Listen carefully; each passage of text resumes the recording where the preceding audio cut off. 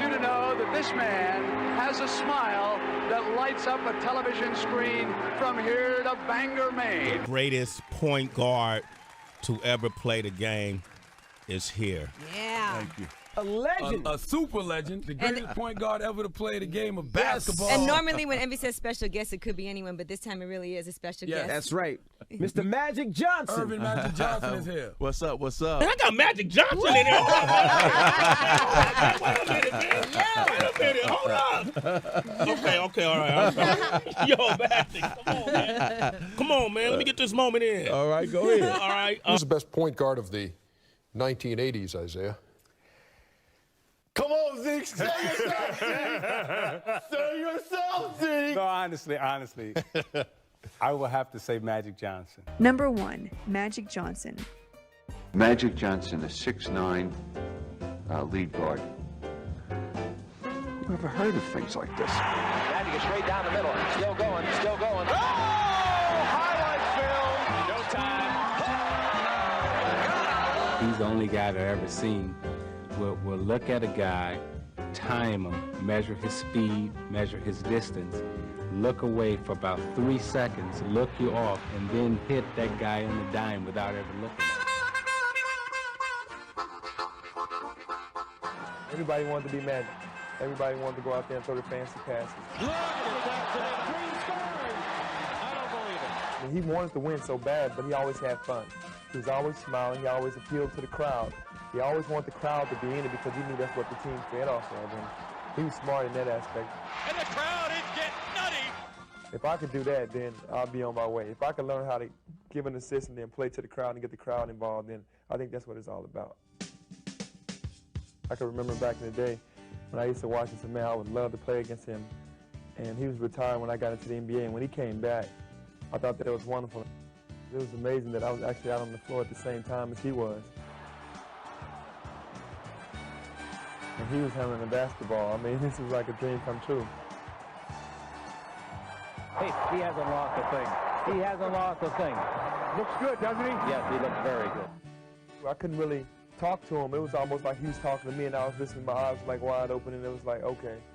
Yeah, and I don't even know if I even heard what he said, but I was just watching his mouth go, and I was like, okay. After he stopped and I went off, I was like, I was just talking to Magic Johnson.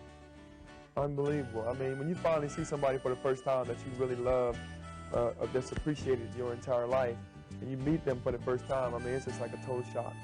That made me feel great because that was my idol growing up. I mean, he was the guy that I really wanted to be like. He was the guy that just set the tone for guys like myself to come into the game and play point guard, being over 6'5". I was just telling him that it was just great to be out on the floor at the same time as him.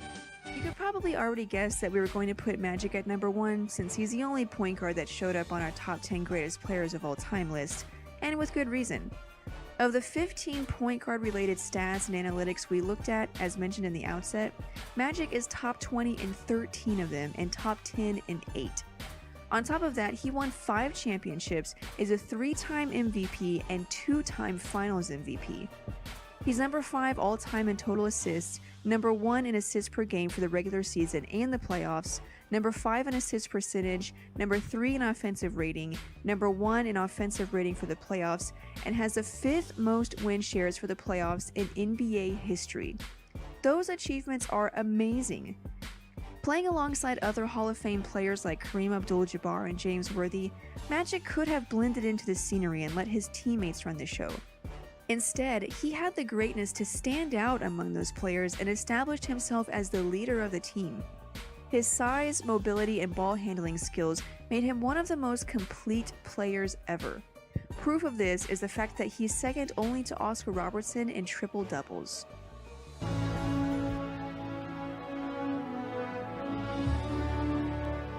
This guy's a freak of nature, man. Be able to be 6'9" and handle the ball the way he can handle it. Magic Johnson had tremendous basketball intelligence, like a great base runner knowing as he comes around first base why this can be a triple and not a double. He just sees the whole series of possibilities in front of him. I can remember getting hit in the head on purpose at practice just to show me that I can get the ball to you if you want it. Open up that eye on the side of your head. He brought the playground back into basketball, high-fiving, jumping up and down, enjoying everything, wanting to get the people involved in the game. It's just refreshing to have anybody that comes along with that type of enthusiasm, that love for the game. And you can't help but get caught up in that. He had to have fun. It's got to be fun to him. It couldn't just all be work and drudgery and being serious. I mean, he was the most serious, fun person I have ever been around in my life. Earvin, being the point guard, knew that he had to conduct that team. When they were down, he had to psych them up. When they were too high, he had to bring them down. He was really a coach on the court. Magic Johnson was different, and it was evident and clear when he had the ball that things were going on that people hadn't seen. He could do anything on a basketball court. He could be a power forward. He could be the world's tallest point guard. He could be the world's shortest 7-foot center. If you go to the worst seat in the arena, there's only a few that reach that high. You know, Magic Johnson reaches all the way to that top row.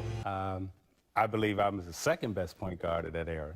But Magic Johnson was the best point guard, in my opinion, to ever play. Who are guys, just quick off the top of your head, that you compete against at the point guard that you felt you guys were so great that just didn't get their just due? I would say in the 80s, for a short period of time, I thought Mark Price had a run in this league for about 2 years or so that was just about as good as anybody. Definitely Mo Cheeks, Gus Williams. I have one for you. Tiny Archibald was still, DJ? you know, at his, Dennis. you know, Dennis. Yeah, but saying all that, there was two. None of them were like Magic. Right. None of us. Or you. None of us were like Magic. During his 13-year NBA career, Magic accumulated 3 MVP awards, 3 Finals MVP awards, 10 All-NBA first-team selections, 5 championships, and 12 All-Star appearances. Magic Johnson is 5th all-time in total assists, not bad for what most would define as a short career, 18th all-time in steals, and 1st all-time in assists per game. Magic Johnson had an amazing career and is perhaps the greatest point guard of all time, depending on who you ask. He was born in Lansing, Michigan, to Christine and Earvin Johnson in 1959, one of 10 children. His legend grew from playing on the playgrounds, because everybody would see this kid and come out, man, he can play, and then they tell somebody else, and then it just got all over town, and they started looking for him and asking for him, let's play, let's play. In 1974, Earvin took his playground game to Everett High School. I could see the greatness of Earvin Johnson when he was about 14 years old coming into high school. Once we got in a game, he would always include everybody. He wanted to win. That meant if he had to score 50, he would. But if he had to score 20 and get everybody else involved, that's the greatness that I appreciated about Earvin. I just love playing, getting out there, and, you know, hoping our team wins. If I'm playing pickup ball, whenever. I just want to win. In his first season, Johnson pulled the Everett Vikings out of the doldrums of losing basketball as they became state championship contenders for the first time. In the process, he became the darling of the press. The guy came in and said, I gotta give you a nickname. I've never seen anything like this. And I said, I'm 15. Now I start giggling. All my boys, they giggling too. Like, yeah, okay, yeah, you're gonna get my nickname. So he says, somebody's called Dr. J. Somebody has the name Big E. He said, can I call you Magic? Like, yeah, right. So the next day in the paper back home, Earvin Magic Johnson. In his senior year, Magic averaged 29 points and led Everett to where it had never gone. For this team, Everett High School, who really didn't have a history of basketball, to win the state title, you know, it was just like, who's Everett? And all of a sudden, here they are, and they couldn't be stopped. I thought he was very good. There's no question about it. I thought he's probably the best guard on the team. Earvin Johnson, look at that. We didn't get to play a lot, but you could tell. I think our first game was in Kentucky. We got about a 10, 12-point lead. Man, they put us in. Went to 25, 30, just that fast. Fast break again, 3-on-2. Griffith. Wow! Look at that steal by Larry Bird. Take us out, the league go back down, put us back in. That's third, and Johnson. The show start again. As a youngster, Earvin displayed his own strong work ethic on the blacktop. I was out there all day long. Before we went to school, the bus leave at 7:30. I was out there at 6:30 working on my game. My mother sometimes had to bring me food, or she would have one of my brothers and sisters go get that boy so he could eat something. From a very young age, Earvin knew what he wanted to do. He had it all planned out. My dreams were to play in the NBA and become a businessman. The first neighborhood basketball powerhouse, Sexton High. I knew the players, I knew the tradition. I wanted to be a part of that. And it was on the west side of town, which was, at that time, predominantly black. But when Lansing, like many cities in the mid-70s, began busing to desegregated school system, Earvin's journey took an unexpected detour to a predominantly white school across town. My first day at Everett High School was my first time I really had to understand there was a race problem. Nobody white would speak to anybody black, and nobody black would speak to anybody white. A lot of racial tension, a lot of fights, rioting. They didn't want minorities there. He kind of shrugged it off, and basically his attitude was, okay, well, I'll overcome this. Whenever there was any racial problems, the principal would get Earvin and go talk to these kids. I can just see him with his big hands. Calm down, just calm down. He'd break up fights. Talk with his friends, tell him, let it go. We can't fight about everything. Let's just chill, let's play basketball. And there was no dispute over Earvin Johnson's ability to play ball. His talent was so great that soon after his varsity debut, a local reporter, dazzled by his exploits, gave the budding star a nickname. In the beginning, I thought it was foolish and dumb. I didn't know nothing about a nickname. Then what happened was, you start saying, wait a minute, it fits my game. Hanging out with my boys on the street corners, we used to sing Temptation songs. They started saying, hey man, Magic, that's cool. And then people on the street start saying, hey Magic. And I said, He bought into it, and I think he felt he had to kind of live up to that name. And I must say that he did. His senior year, Johnson did at Everett what he had planned to do at Sexton, win the state championship. Recruited by over 100 schools nationwide, the hometown hero stayed put and attended Michigan State. He wanted to be a guard from day one, even though he was 6'8". His first game, he scored 7 points and had 7 turnovers, and there were people that said, well, Judd is ruining Magic Johnson, playing him out of position. But Magic quickly adjusted to his new position, and by mid-season, the Spartan stood in the glare of the national spotlight. That's what I remember about Michigan State. The fact that we got a chance to change college basketball in a sense, and we did it with style and flair. He had an unbelievable basketball IQ. He was the leader. He was the take-charge guy from the day he walked on the court. And if somebody else came in, it could really make a mess of it. This is for the whole west side, y'all throw it up. This is for the whole east side, y'all throw it up. For my 30s in the Midwest, y'all know it up. For the filthy riding south, y'all know what's up. Get your dollar signs up.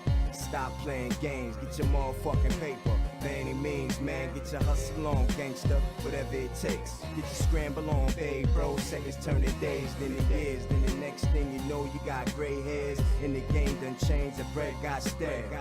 Fuck all that. Hey, yo, twin, man, spit that shit, let these niggas know what time it is. Yo, I know you're loving my style. Don't smile up in my face. My voice is like basketball, the way I shake and bake. As Michigan State's resident basketball genius, Magic had clearly found a new home. He also found Cookie, his future wife.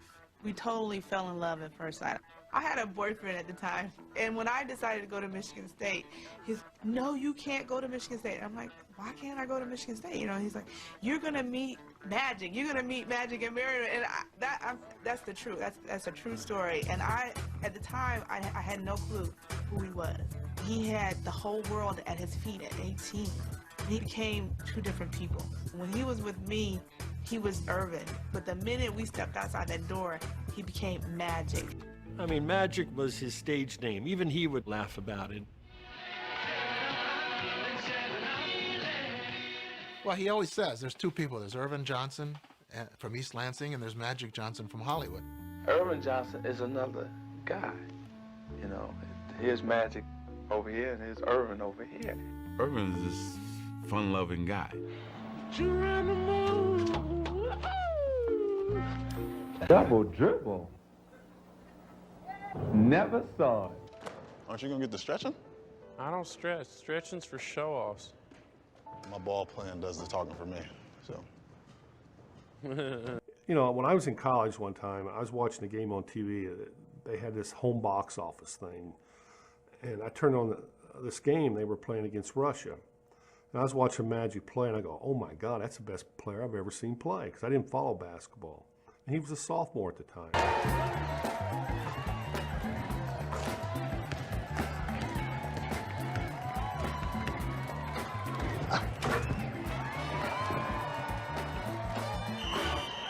I remember telling a friend of mine, I said, they're going to win the NCAA championship this year. Well, we go all the way through undefeated, and there's Magic standing there. It's just like it was made to happen. On the night of March 26, 1979, it was the NCAA championship. Indiana State versus Michigan State. A game that still ranks as the highest-rated college final ever on television. A game that's now remembered as a prologue to a rivalry that transformed a sport and intertwined two legacies. But on that night, March 26, 1979, the first time Magic Johnson and Larry Bird ever went head-to-head on a basketball court. They were simply two young men trying to win a very big ball game. Well, this is probably the biggest game I'll ever play in my life, and I just feel like, you know, I'm representing not only myself, my team, but we're representing our school and our town of Terre Haute. Well, it's a dream come true, really, for me. I won the state title back in my home state, and then my next accomplishment was going to the NCAA and playing in a game like tonight in the finals. They were two stars thrown together by the cosmos to compete. Everything was written with Bird versus Magic, Magic versus Bird, that whole thing. And it wasn't Indiana State versus Michigan State anymore. It was Larry Bird versus Magic Johnson. Larry Bird had become, alongside Magic Johnson, the talk of college basketball. I think Magic wanted to be friends with Larry Bird. He wanted to be friends with him on the World Invitational Tournament, and Larry just wasn't very receptive. I think he wanted to be friends with him during the Final Four. Larry wouldn't even go over and shake his hand. So now Magic's saying, well, what's with this guy? Everybody loves me. How come you don't love me? Just a year after sharing the court on Team USA, they were back together. And the day before the big game, Magic couldn't wait to greet his old playmate. Indiana State was on practicing, and we were waiting in the tunnel. We got there early. I wanted to definitely say hello to Larry, you know. When they came through, it was like nobody was saying nothing. I wanted to go toward him, like his guys, like made sure that he didn't say nothing. And then they kind of start snickering, like, Michigan State, you in trouble. We're gonna kill you guys tomorrow. That just said it's on now. It is Indiana State against Michigan State. I'm Bryant Gumbel, and the fans here are going bananas. I mean, let's face it, if Larry Bird were black and came from Chicago, it wouldn't have been as big a deal. They were polar opposites. One black, one white, one outgoing, one shy. That was the charm of the attraction. The Bird against Magic. All of the superlatives have been used, and believe me, all of them have been warranted. Heading into the tournament, Magic was the bigger star. But by tip-off, it was Bird, having hardly missed a shot in the semifinal, who had become the focus of fans, and more importantly, of Michigan State. We actually had two men on Larry everywhere he went. There he is, Dick. Look at they having sandwiched it completely. I'm surprised they didn't play a box on one, you know, 4 guys on Larry and 1 on the other 4, because they didn't have a lot of talent. You know, if you stop Larry, you pretty much stop them. Look at the pressure around him. 2-3 men, and he's short. I didn't play well at all. Biggest game of my life, I didn't play well. Way short. I think our length and our size, our jumping ability was able to bother him.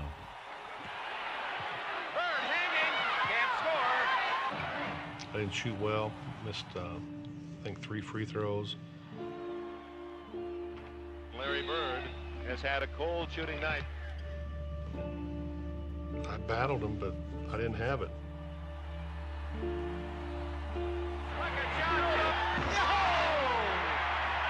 Reloaded the pass. It's all over. Michigan State University, national champions, 1979. Magic, not only were you a leader on offense, I thought you did a great job on Larry Bird in the zone denying him the ball. Yes, Coach gave us a good game plan to go against Larry Bird, and all we had to do was go out and do it. That's what we done. And congratulations, Super Bowl game.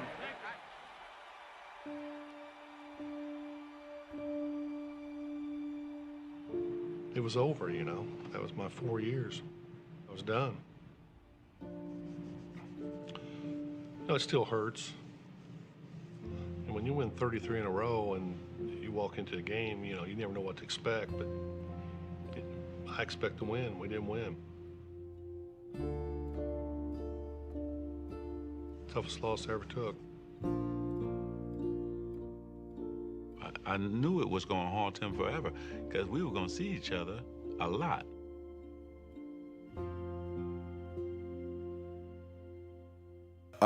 In college, when we met for the 1979 NCAA championship, you know, I had a real dislike for Larry. You know, he's a very competitive player, and I'm a very competitive player, and we go head to head, and we go for blood almost. The vibe was nasty. It was ugly. It was we didn't like each other. Magic, were you inclined early on to become friends with this guy because you were drawn to him because of his basketball abilities? Did you want to be friends with him from the beginning? From the beginning, I wanted to be friends, but Larry didn't want none of that. You know, and so, you know. They had some wonderful moments on the court, but they probably spoke to each other 4, maybe 5 times during that entire time period, and it was more like, hello, how are you this morning, Larry? I'm good, Magic. What'd you have for breakfast? Don't remember. Have a nice day. But such curtness was hardly strange coming from Larry Bird. I'm the one that did all that, to tell you the truth. I just don't want to be hanging around him. I mean, that was my main competition. I think he was a mystery to the extent that he wanted to be a mystery. He didn't enjoy doing interviews. He didn't go out of his way to do them. He wasn't particularly good at them. He was kind of like, hey, this is who I am. You want to know who I am? Watch the game. And so I said, okay, if that's how it's going to be, then we have to be like that. That's right. You don't like me? Fine. All right, good. I don't like you either. I started disliking him too. Then, you know, so, but, you know, he told me that, you know, I smiled all the time, and he knew that I will smile at you, but I want to cut your heart out at the same time. So he knew that was part of my strategy, to get him, lure him in as my friend. So he didn't want to demonstrate any weakness by becoming your friend. Now, did you feel what his advances to being a friend, and you just rejected them? You were not interested? You didn't like him? I mean, what was your side of that? It's not like one more girlfriends, you know.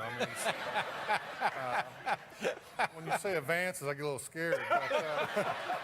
But I probably did snub him. I don't remember it, but I'm sure I did. I didn't want any, you know, like I call it love fest, hugging and slapping high fives with opponent. You're there for a reason. You're there to win a game. You know, my thing was when you compete, you're really not friends. You want to keep an edge. He wanted to be the Wizard of Oz. He wanted to intimidate people and keep them at bay. The further we are away from each other, the more I like it. And I was like that through high school and through college, but Earvin is an outgoing guy. He loves everybody. He wants to high five, and, you know, he got that big smile. My goal was to try to take 3 of them teeth home with me. Yeah, that's 2 different perspectives. Now, it's interesting because Indiana, Michigan. Aided by forward Greg Kelser, Magic led the Spartans into the Final Four. At the beginning of the game, did you meet Earvin there? Why? Do you remember trying to talk to Larry before the game? Nope. Yeah. You had learned your lesson. I learned my lesson And at that time, he was going after something I wanted bad, and I was going after something he wanted bad. So we didn't want to talk. We wanted to get it on. Meanwhile, across the southern state line, Larry Bird's Sycamores of Indiana State savored their unbeaten season. We were totally shocked. I mean, we'd watched them all year long coming along, and we kind of thought, you know, well, as soon as they get to the tournament, then we'll find out the real thing. And somehow they just kept winning. Michigan State wasn't a drop kick then either. I mean, back then it was believed that Magic was great, but he couldn't shoot. And so it wasn't a foregone conclusion that we'd see Magic and Larry in the final. And then the unlikely occurred. Magic and Bird would meet for the national title. Their differences were striking. When Larry Bird played against Magic Johnson in the 1979 NCAA finals, you would have thought that there couldn't be two people less alike in the world. I did not like Larry Bird. He didn't like me because we were both going after the same thing. I wanted to be the best, and he wanted to be the best. So it's like two old gunslingers saying, meet me out front. And, you know, only one could survive. All of a sudden, you had a college basketball game that felt like a heavyweight championship fight. This thing picked up momentum and picked up momentum, and here you had this jazzy kid from East Lansing and the hick from French Lick, and one kid with a team of 4 players that you knew wouldn't be able to get a pickup game as soon as the tournament was over. And then this team that had to be flashy because they had to keep up with Magic. It was Allie Frazier. It's all it was. As it turned out, they were ebony and ivory twins. They were the same guy. They were small-town guys who grew up on their local hard courts where they could spend 5 hours, 7 hours a day just playing basketball, and the only thing they cared about was winning the game. We're mirrors of each other. I may smile a little bit more, but the way we played the game of basketball was exactly the same, because we would do anything to win. We didn't care about scoring points. We cared about winning the game and making our teammates better. Magic flew over the Sycamores, scoring 24 points, while a beleaguered Bird remained on the ground. Magic had a tremendous advantage of guards of that era and even guards of today, is that he could see the whole court. He could see over people because of his height, and then his great ability to handle the ball and pass. He could just do more things because he was a 6'8" point guard. Magic was just mind-boggling to me, the way he could get the ball off the board and dribble it up and make the play, and it seemed like he had his hand in everything.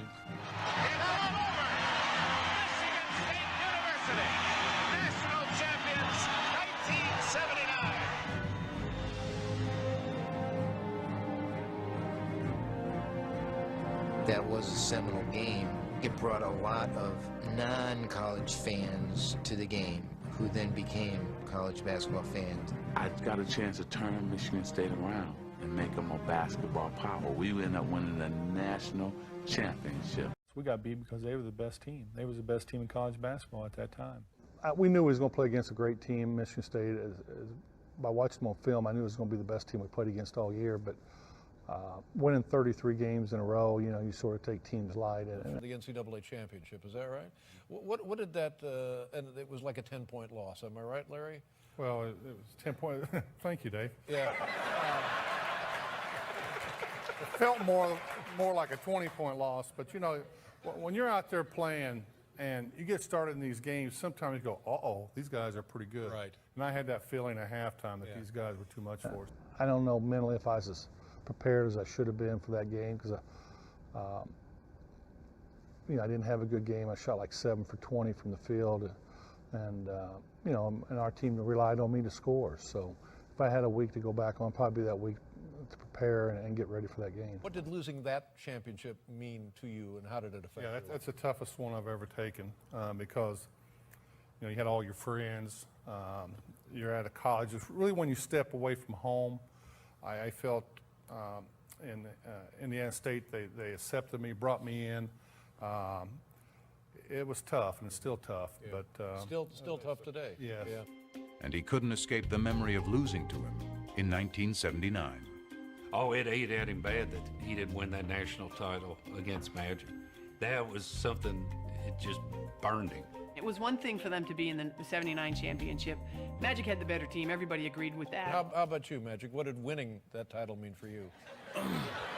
Well, you know, you just heard him. It's still tough for him. After the NCAA, somebody else would have just been happy with winning that and just gloated on that. And it only took him that long to say, oh, okay, I'm moving on to the next step, and I'm going to take this other place to the next level. With the stage set for a new era, two players would dominate national attention for the next decade. The Magic Bird college game changed the NBA and colleges. It made the Final Four so popular, and then it totally turned around the NBA because that's where the show was going next. And it was Magic leading the way. It was big then because it was the highest rated college basketball game of all time. If you wrote this, if you scripted it, and then tried to make it a movie, people would say, hey, it's too cliche. But in real life, we really embraced it and loved it. The league needed that. The NBA at the time, struggling, doesn't begin to describe where the NBA was. We hoped the glow that attached to their season would attach to us. The rumors say that you played your last college game and that you're heading away from Michigan State. The rumors were fact. The Los Angeles Lakers select Earvin Magic Johnson, Michigan State, 6'8", 200 pounds. He was the #1 pick of the LA Lakers. They drafted Magic Johnson and they flew him out to Los Angeles, so it was going to be the first time that my dad ever met him. He came to our house, he rang the doorbell, I had the honor of opening the door, and here was this kid with this smile that just blew you away. So I escorted him and Bill Sharman into the house and asked them if they'd like something to drink, made some small talk. And Magic said, you know, I'm really happy that I was drafted by the Lakers, and I'm going to play here for 3 years, and then I'm going to go play for the Detroit Pistons because that's where I'm from. Like, my eyeballs blew out of my head. I couldn't believe what he said. And, you know, and you got to imagine, I was 17 and Magic's 19. I mean, we're very close in age. He's just another teenager to me. And, but he had this command and this vision of exactly who he was and what he, you know, what he loved doing. And I, wait, this isn't the plan. So I ran upstairs to talk to my dad and say, you know, he just told me that he's going to play for 3 years and then he's going to leave. And my dad didn't miss a beat, didn't even stop what he was doing. He said, you know, as soon as he puts on a Laker uniform or walks out on that floor, he's never going to leave. What tripped me out was I'm riding in the limo, and I'm seeing orange trees and lemon trees in people's front yards. I said, stop, I gotta go pick an orange. Are you crazy? I said, no, I gotta do this. And so I ran up like a scared little kid, grabbed the orange and ran back to the limo. I'd never seen an orange tree. I'd never seen a lemon tree. I was fascinated. When 20-year-old Earvin Johnson arrived in Los Angeles in the fall of 1979, he was a world away from Lansing, the only home he'd ever known.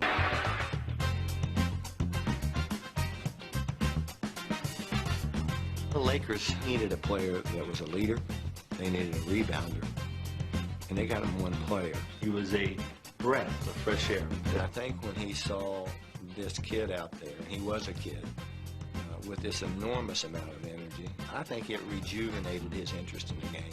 It was a wonderful combination because Abdul-Jabbar probably needed the burden relieved from him out there every night having to do it by himself. He came at the perfect time for my career because I'd lost a lot of enthusiasm. His skill and expertise is what the team was lacking. We improved so much, and it made it easy for me to smile. There was something magnetic about this guy. Not only his play, but that smile, the personality. He did everything right. You had to follow him. Magic took the once-dispirited Lakers into the 1980 finals versus the 76ers. But when an injury knocked Kareem Abdul-Jabbar out of Game 5, it appeared the Lakers' 3-2 advantage was over. What it is. As far as I was concerned, the it was not his ability or his size. The it was his attitude, was his leadership, was his mind. I mean, I don't have to talk about Game 6 at Philadelphia. Magic Johnson will shove. In his rookie season, Magic had helped lead the Lakers to the NBA Finals against the Philadelphia 76ers. I think the Sixers felt the game was like practice. Obviously, they were going to win. You can't come to Philadelphia and win without Kareem. So you could play Magic at center. You can do anything you want. We just wanted to go out and compete. Winning was the last thing on our mind. So when we come out to the center court, Magic steps into the center, and I think it shocked Philadelphia. In Game 6, with an injured Abdul-Jabbar back home in L.A., Magic played all 5 positions, scored 42 points, grabbed 15 rebounds, and dished out 7 assists. Magic played brilliantly, dealing 7 assists, grabbing 15 rebounds, and scoring a season-high 42 points. The Lakers won their first NBA title in 8 years. And the most valuable player is Magic Johnson. He starts at center, plays forward and guard, and leads the Los Angeles Lakers to a World Championship 123-107. His performance that game might have been one of the greatest of all time. 42 points. He shot the hook shot, the jump shot. He drove to the basket. He blocked a couple shots. I mean, he did it all. I've never liked Magic Johnson at all, by the way. He's a guy that should have stayed in college and got his college degree. At least stay for one more year till his junior year. We would have gotten another one. I love to win, and I guess that's the thing. I go in thinking we can win any game that I play. Despite, you know, Kareem wasn't in, and we want to say, hey, we did it for you, big fella, because you got us here, and we don't want to take nothing away from him. A lot of people really weren't sure whether or not you were going to be making it in this league and making it big. And you certainly made a believer out of me, because I haven't seen you play that much. You were absolutely fantastic. I believe Kareem not playing was the worst thing that could have happened to the 76ers in that series. In just 4 years, he had won titles in high school, college, and the pros. You know, I just did what I did, and I did it to win. I'm so happy that every stage of my career I won championships, high school, college, NBA. And then the main thing is making my teammates better, you know, coming down, man. Wasn't nothing like coming down on that fast break, looking left, throwing right, you know, and hearing the crowd scream. Across the masthead of the Los Angeles Times the next day, it said, "It's Magic." He starts at center, plays forward and guard, and leads the Los Angeles Lakers to a World Championship. He would do whatever it took for the team to win. If it meant getting rebounds, scoring points, getting assists, he would do it. Now you get to the pros. Larry has this incredible year. Bird, a runner. It's good! But there he is, watching in a club while Magic Johnson wins a championship, and he's thinking, all right, I'm behind 2-0 now. I watched that game, and I couldn't believe it. I always wanted to play at that level. But what Bird couldn't possibly have known was that he had inspired Magic's performance when he was named Rookie of the Year earlier that same day. The PR person from the Lakers says, hey, Earvin, the Rookie of the Year voting has come out. And Magic says, okay, well, who won? He said, well, Larry Bird won. And Magic says, well, was it close? And he said, oh, no. He went out that day, yes, to try to win the NBA championship, but also to prove it to one Larry Bird. You know what? I should have been Rookie of the Year. Even though I won the championship, I still wanted to win the Rookie of the Year, too. He won that championship. I was pissed. I want him one. But even after he had won one the next year, his obsession only grew deeper. I'd get up in the mornings and see what he did because their games came on late. Then you look at the box score. I had to have him there for some reason. It's like a crutch, somebody I can compare myself to. I hated what was being said, that Larry was better than me, and I'm just a guy who can control the game. My first 4 or 5 years, that bothered me a lot. I didn't tell nobody it bothered me, but it did. He was a star when he first arrived here, coming off the NC2A game. And quickly, during that first season, he became one of the stars in town. But that game put him on another level. That made him the star in town. It's funny how I wanted to meet the celebrities, but they wanted to meet me. I was like shocked. Like, wow, you know who I am? He was young, famous, and after Lakers owner Jerry Buss signed him to a 25-year, $25 million contract, very rich. The kid from Lansing was ready to sample a different kind of fruit. His playboy boss knew all the ripest trees. I said, oh, I'm hanging with him. when they were coming into the box, and he had 10, 20 of them, and look, Earvin, which one you want? And I was like, oh, okay, it's like that? And then he said, I'm going to take you to the Playboy Mansion. What? The mansion? No, you're kidding. I said, yep. So I went there, and my first time, I'm backing up like, I can't believe I'm in, but I'm backing up away. You know, it's like, I'm scared to death. Probably 10 guys to 100 women, you know. Everybody think it's sex-driven, but it's really not. You have dinner, then you watch the latest movie. And then, of course, I don't want to ever say that sex wasn't involved, because if you meet somebody, that's what, you know, you wanted to do, you did that. But it's really a great experience to go up there. So, yeah, I had fun there. But part of sports is in connection with the celebrity culture. And Magic was perfect for it. He was a born star with that wonderful smile. And Magic knows how to work the house. Magic knows how to work an audience. Magic is a showman.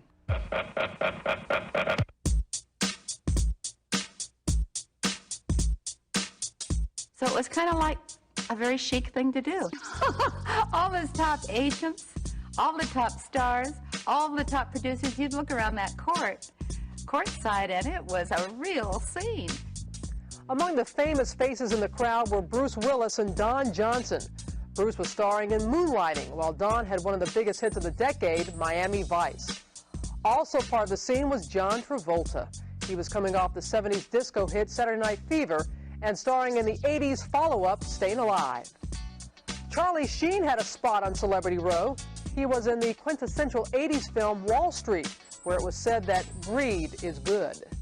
And through it all, there was Jack Nicholson. After going crazy in One Flew Over the Cuckoo's Nest, Jack was calmly sitting courtside. After The Shining, Magic Johnson was the key that turned the engine, that ran that Porsche, that went up and down the Hollywood Hills.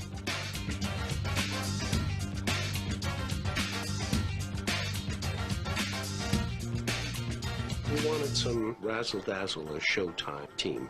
Magic was perfect for that. He was born for that. Playing in the Forum was, I guess, like an audition in Hollywood. I remember before I became a Laker, competing against them, it's like when they stepped out on the court. It was just instant entertainment. You had to walk past rows of stretched limos in the parking lot. It was like Academy Awards every night. Every Hollywood celebrity wants to be a famous athlete. It could happen only in Los Angeles, where all the great stars came out all the time. The whole L.A. deal, Jack Nicholson, Diane Cannon. You knew you were watching something that doesn't happen all the time. You just knew it. You just knew you were in the presence of greatness, and you relished it. Yeah, you know. Oh, shit. Sit back, man. Just sit back while I kick this gangster shit for you bitch ass. Time to bring the biz, show you niggas how to do this. Long Island, Staten, I love the hood. That's my action. That's my kind of party. You can't catch me sleep. I keep guns on me. You couldn't do me nothing. Never step to me. That's word to my kids. You be like, oh shit. It's on. It's on, nigga. And I broke the switch. Nigga, the drama don't stop. It stays on. It's not a question if the motherfucking thing's is popping. The only question is, do y'all really want drama? I doubt that. You not about that, nigga. They'll found you dead. I doubt your head with that dark red shit. Ain't no homo shit, but niggas get wet. Ain't no fag shit. With my gun and leave niggas fucked and badly touch niggas up. Yo, who wants some? Come get it, come fit it with bulletproof hats and bulletproof jackets. Nigga, I aim for murder, bang my third up, all up in your vitals, hang that bullshit up. Fool, you get lit up like 42nd and Broadway with your bitch ass. Nigga, I stand up. And I broke the switch, nigga, the drama don't stop. It stays on, it's on. And I broke the switch, so it never turned off. It's straight war, it's on. And I broke that switch, nigga, the drama don't stop, it stays on. Stabbing everybody. J-Love. Fuck that, we stabbing everybody. Back up from us, man, get the fuck back. What up, Black? Know what I'm saying? ALC. Liggity, First infantry shit, nigga. You bitch ass niggas. Time to bring the biz to kids. It's the rules of the game right here. Time to bring the biz to kids. We taking eyes. Back the fuck up. Get the fuck away from us. Bring the biz to kids. It ain't a game. Trying to bring the biz to kids. up, Big Vic? My man Big Dream. You know that's all our guardians right there. And it's the cutting room floor. The truth, shit that don't pass the cutting floor. He came to L.A. like the Pied Piper. You know, people were giving him this and giving him that. But, you know, he stayed pretty grounded to the game. Everybody was getting high then, but you can't even smoke a joint around Magic. He had real old school, down in the trenches work ethic. And that was honed in him by his dad, Earvin Johnson Sr. Magic was always this guy. You know, he never did none of that, so I did everything for him. Magic Johnson was living on a natural high. He was starring in the role of a lifetime, point guard of a Hollywood team with an offense called Showtime. Showtime. With Johnson as the director and star of Showtime, the Lakers captured 5 NBA titles during the 1980s. Competition drives me. He's backing in. He's down the middle. He's going to the hole. He'll shoot it back. Competition makes me, you know, play this game the way I play it. The Magic wants it more. Dribble behind the back. Oh, what a play! Slam dunk! Competition makes me get out there and practice 5 or 6 hours. Trying to be the best that I can be. Showtime was coming down on a fast break. Looking left and throwing right. Showtime was, you know, coming down. You know, kicking it to somebody. Then they said, no, I don't have a shot, kicking it to somebody else. No, I don't have it, kicking it to somebody else. And finally somebody cut. Bam, dunk. But if anyone could dim Showtime's dazzle, it was Larry Bird and company. 3 times in 4 years, the NBA's 2 leading lights met in the finals, and the heat generated by their rivalry was felt across the nation. Their competitive dislike emerged from a greater truth, that on the court, they were doppelgangers. Team-oriented stars who cared about winning above all else. Basketball savants who fused the substance of the 60s with the style of the 70s to create a new and exciting yet selfless way to play the game in the 1980s. Yeah, I'm gonna pass. But I'm gonna pass in a way to make you look like a jackass. They were so similar in the way they competed.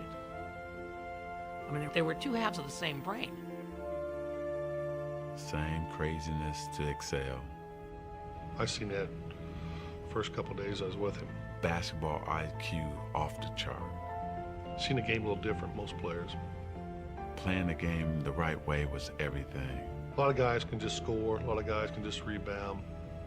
A lot of guys can just make plays. We can do it all. Larry and Magic could control the game with 12 shots. It was amazing. They'd be 7 for 12. They'd have 20 points, 15 rebounds, and 12 assists. And you go, man, the guy shot the ball 12 times and was the best player on the court by far. But I think it was tough at first. I don't think either one of them wanted to recognize that they had any equal anywhere in what they did. But they sure as hell didn't want to recognize that their equal happened to be that other guy. That's why we hated each other too, because we knew we were mirrors of each other. I think for a while the 2 of them had to come to grips with that. They had begun changing the game.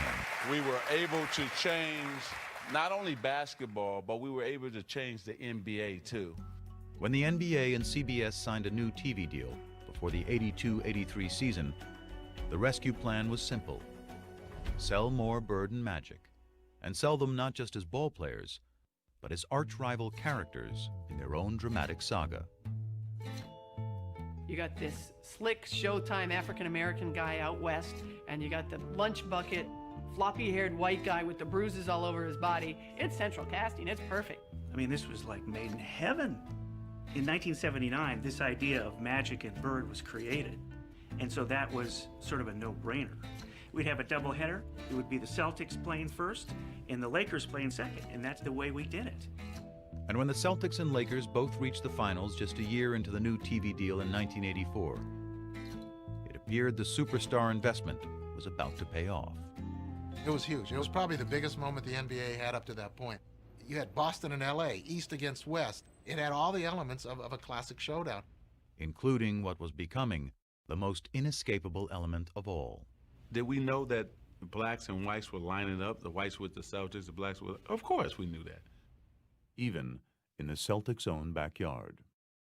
They land at Logan Airport at the '84 finals. He's getting accosted by various people who are telling him Larry's going to take him down. But this one older African-American gentleman comes up to me and goes, "Magic, I want to wish you well. Good luck. I want you to crush the Celtics." And he said, "Oh, well, where are you from?" He said, "Well, I'm from Boston." And he said, "You're from Boston and you're rooting for the Lakers? I thought everybody here was crazy about the Celtics." And he looked right at me and he said, "Now, why would I root for those white boys?" Boston, after all, was a town still scarred by the ugly busing crisis of the mid-'70s, a violent period of urban unrest during which white had been pitted against black. The resulting taint on the city nationally, coupled with a Boston roster littered with white players, affirmed to many black Americans that the Celtics were not the team for them. Even today, people said, "You played with the Celtics, and you know, I hated you at that time. You know, I wanted Magic to win. I didn't want that damn Larry Bird to win. We had all these black players, but they looked at us because we had Larry Bird leading us as a team that was white." The Lakers and the Celtics really didn't like each other, and it kept fans attracted to it. It kept fans enthralled. And the fact that every time they were asked to perform, Magic and Bird really did, only heightened it. It was the East Coast versus the West Coast. Celtic pride versus Laker tradition. It was Bird versus Magic. The most hellacious competitors going at each other. They'll kill each other out on the court. Whatever it takes to win. Magic always needed that. We needed each other. We made each other get better and better. We made each other have to go practice in the summertime because I knew Larry Bird was shooting 200-300 jumpers a day. So that made me have to do it. This guy's gonna be a nag or a thorn in my side for a long time. There was something that made Larry Bird and Magic Johnson kindred spirits in their respect for the game, their respect for the way it should be played. The Larry and Magic rivalry caught the attention of fans across the country. One of them was the urban black kid from Michigan, and the other one was the, manure-kicking country boy from Indiana. I mean, that was perfect. That's central casting. Your person you measured yourself against was Larry Bird. What a pass, Magic Johnson. I probably wish all guys and all players had an opportunity to play in the championship and play with the Lakers or the Celtics during that time. Then they understand what basketball really is. They were perfect archetypes for what was becoming the biggest story in sports. But for the real-life players, the narrative was much simpler. It's finally going to happen. We get to go head-to-head again. It's just a matter of rolling that ball out there and let's get it on. Welcome then to the Boston Garden and the start of the NBA World Championship Series. I'm Brent Musburger. In each of the last 4 NBA World Championship Series, either Magic or Bird has competed. But this is the first time that the two have gone head-to-head for the title.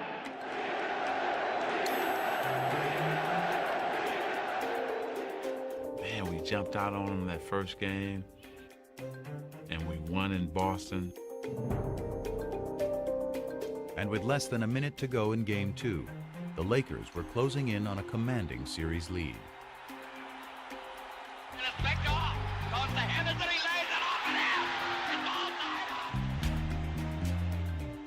From that point on, things began to crumble. Down to 9 seconds. Magic holding the ball. Magic trying to work on Maxwell. Magic has still got it down to 2 seconds. 1 second. He's going to have to shoot it. He doesn't get it off. He doesn't get it off. Cheesy Johnson dribbling the timeout. What are you doing? The Lakers regained their stride in Game 3, only to be rudely knocked off it again in Game 4. And now let's watch it. Cooper and the Celtics, and now the bench is empty. When Kurt Rambis got taken out, we started fighting instead of playing. Kareem swings the elbow and now is yelling at Larry Bird. Jaw to jaw. And it made us realize we were not mentally tougher than the Celtics. Magic's just not himself. To be sure they won't let the time run out as they did in Game 2. Harris steals the ball and the Celtics call a timeout. There are a number of places where, Earvin didn't do what people expected him to do. Tied at 123. He misses the first. Johnson misses them both. Celtics want a timeout. Despondent, Magic Johnson goes to the bench. Bird, turnaround, hits.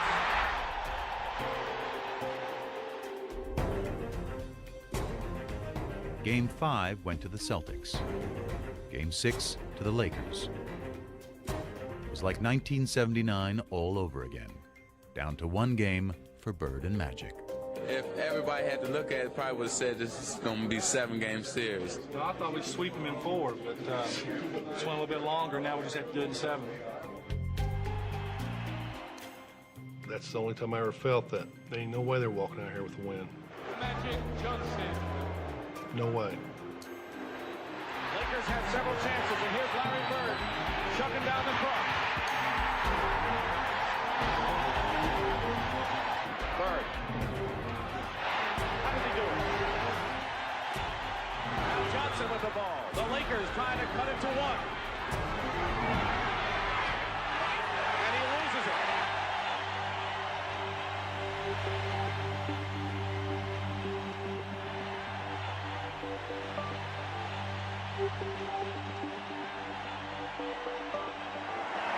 The Boston Celtics are the NBA World Champions.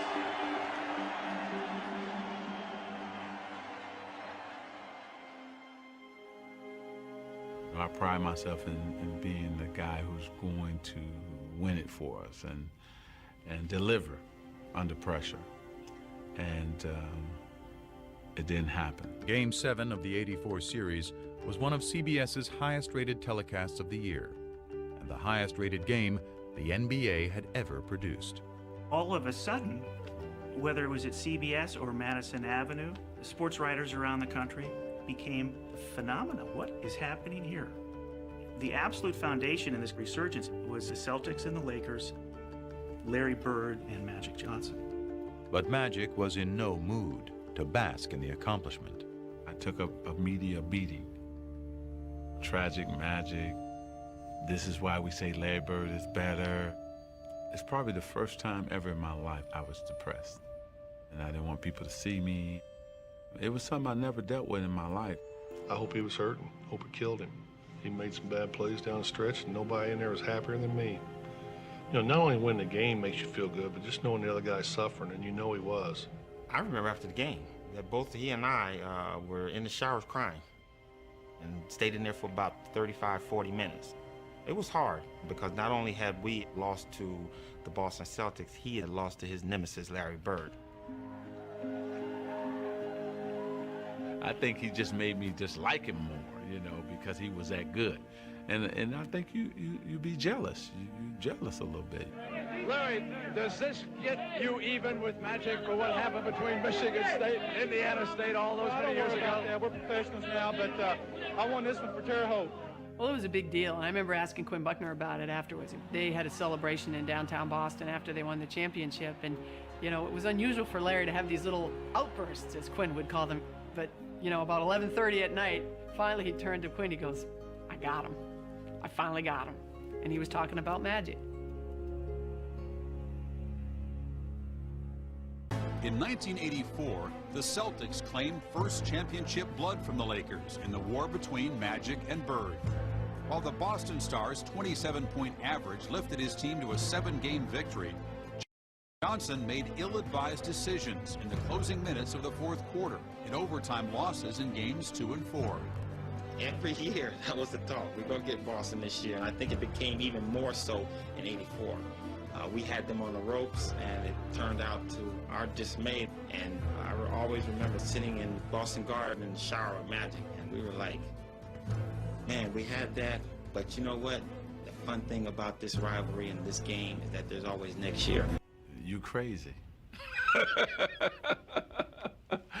I said, you're crazy. I'm not shooting no commercial with Larry. So I said, okay, what, we're gonna shoot it in LA? I would never went to LA to film it. Well, where are we gonna shoot it? My plan was that. I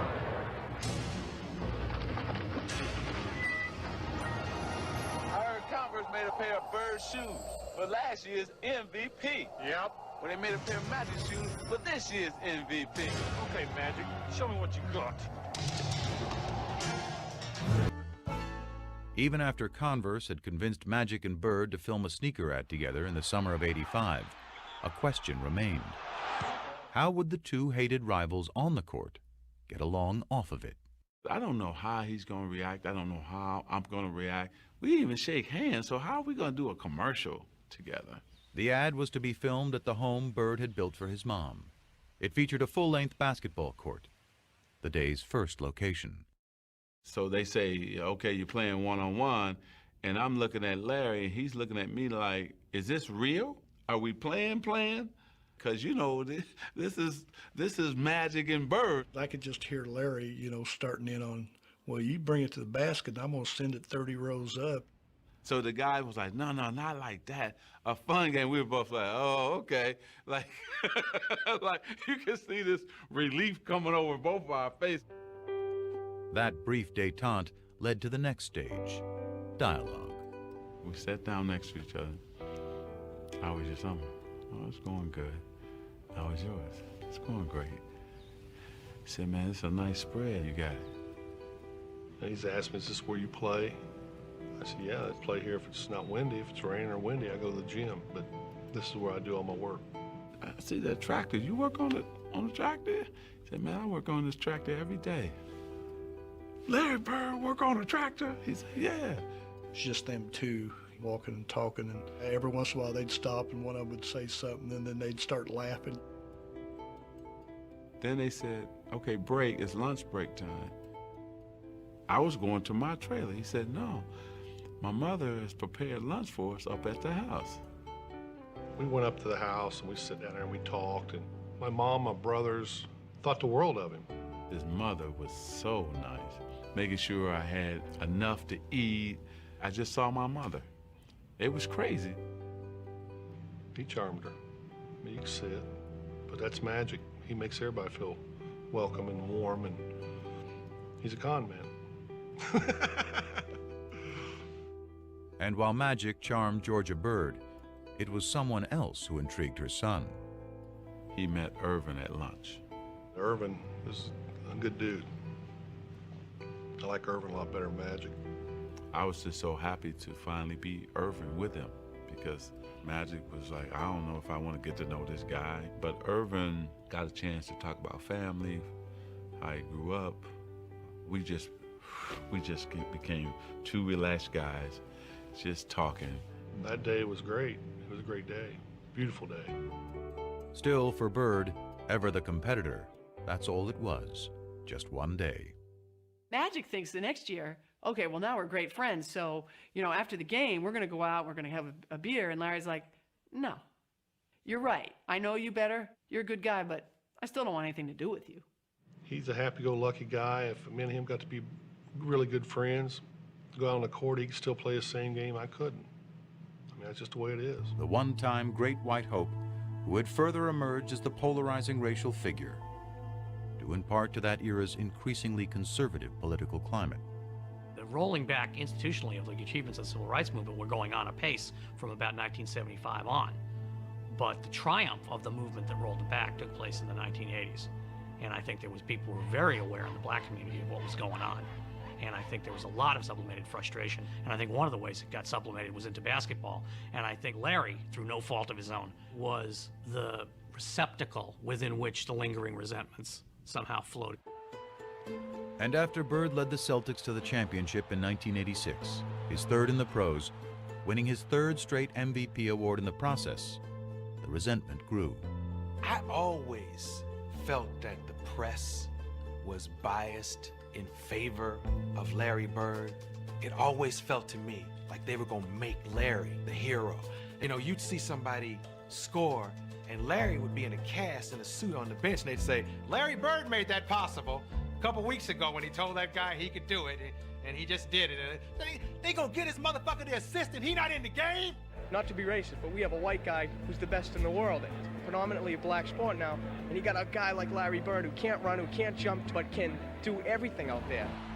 Bird may have sought to avoid the conversation entirely, but the more he won, the less he could escape it. Now there's a steal by Bird. Underneath the DJ, lays it in. What a play by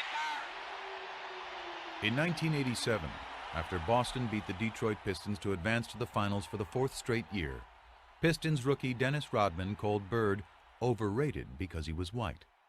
His teammate Isaiah Thomas then chimed in with some thoughts of his own. I think Larry is a very, very good basketball player. I think he's an exceptional talent. But I'd have to agree with Rodman. If he was black, he'd be just another good guy.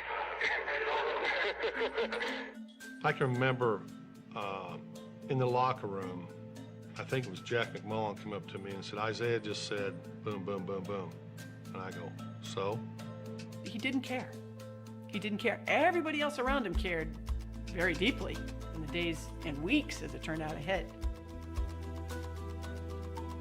I mean, the media made it out like it was something, but it didn't matter to me what Isaiah or Dennis Rodman said, and it still don't.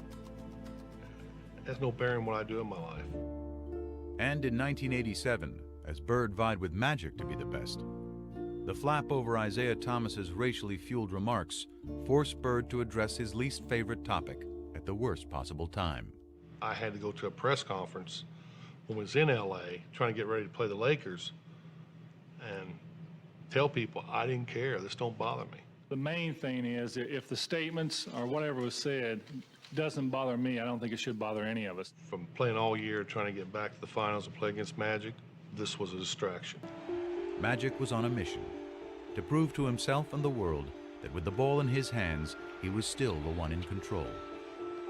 And after his Lakers ran through the '85 season, he quickly got what he wanted, another shot at Bird and the Celtics. They won the East, we won the West. So it's like everybody just get ready, sit back, and let's enjoy it. But that smile belied the intensity of the clash that awaited. Bird was facing off against Magic for the 3rd time in 4 years. And if their relationship had softened, the determination to beat each other had not. If I had a glass of water and any of those guys had been on fire, I would have drank the water and watched them. They called us, chokers and sissies. We didn't like that, and they thought less of us. I knew they did. In '85, we played them 4 times in exhibition season for some reason. I don't know why they scheduled that. By the 4th game, there was an all-out brawl. They call this one of the greatest rivalries in all of sport, the Celtics and the Lakers. And if that is true, it is the most one-sided rivalry in all of sports. 8 times these two have met for the NBA championship, and 8 times the Celtics have won. At guard, in his 6th year from Michigan State, at number 32, Magic Johnson. But in the '85 finals, Magic changed the script. Over 6 grueling games, he masterfully controlled the pace with all-around brilliance. He has a triple-double again. Behind their point guard, the Lakers finally knocked out the Celtics, winning the clinching game in the Boston Garden. 3 in 6 years, LA comes to Boston and wins the world title. Redemption for one Magic Johnson. It's a long year last year to wait for this moment right now. Magic had evened the score with Bird on the NBA floor, but the significance of their rivalry and their relationship was still just taking hold.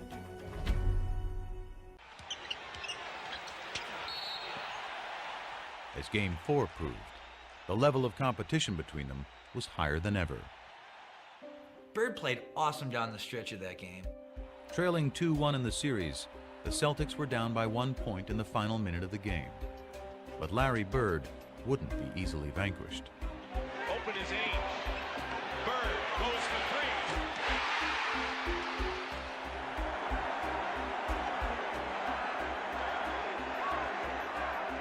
With 7 seconds left, though, the Lakers still had life.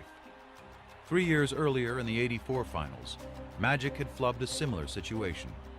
But this was a different Magic, one with a whole new bag of tricks. My man switched to Kareem, and Kevin McHale jumped out to me. As soon as I saw Kevin, I said, oh, I'm taking him. You know, Magic puts it on the floor, a couple head and shoulder fakes, and he raised up in the air. And there was nobody that was going to get that shot.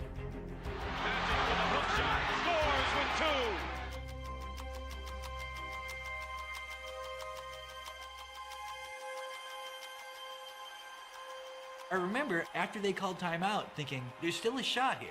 Celtics may still win this game. Well, they set up a great play. Bird walked Worthy all the way up, forced the denial all the way up. We've done it before. Clear everybody out, go to the ball, and break to the corner. He caught it here, and as he caught it, all he had to do was turn. He just turned, and he just let this thing go. Bird fires it. Got a wide open look, couldn't believe it. And I'm standing right there, it is straight as an arrow. Dead on. And the Lakers have won. They were lucky because it was right on line.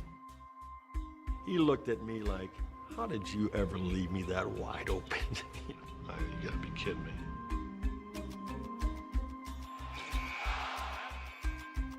Changed the whole series. The Lakers won the series in 6, and in the aftermath of a year in which Magic had won his first MVP, the rivalry suddenly took on a new tone. Magic's just a great basketball player. He's the best I've ever seen, you know. Unbelievable. I don't know what to say. I was shocked that he said it, because I thought to myself, maybe this is the beginning of a new era that's not going to include him. It was the passing of the torch a little bit. After vanquishing Bird in '87, Magic wasn't done winning. The following year, he squared off in the finals against his good friend Isaiah Thomas and the Pistons,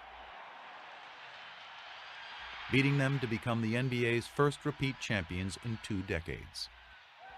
By the dawn of the '90s, he'd won 5 titles, played in 8 finals, and equaled Bird's MVP tally of 3. But the more Magic won, the less Earvin seemed to be around to reap the spoils. Once I tasted the champagne and the championship, I wanted more of that and more of that. So Magic kept growing because we were successful. In 1985, LA beat Boston in 6 games. The interior private war between Magic and Bird shed no light on who was better. Johnson recorded a pair of triple-doubles and dished out a finals record 84 assists, while Bird averaged 24 points. It wasn't easy stopping Showtime, you know. When they got running, there wasn't a whole lot you could do. When they got out and got in their groove, it was just racehorse basketball at its best. And Magic was just a great guy in the middle of the break, making great decisions. He doesn't make that shot. The series is tied 2-2. If the Celtics win at home in Game 5, they take a 3-2 lead back to LA, and they just need to get 1 of the remaining 2 games.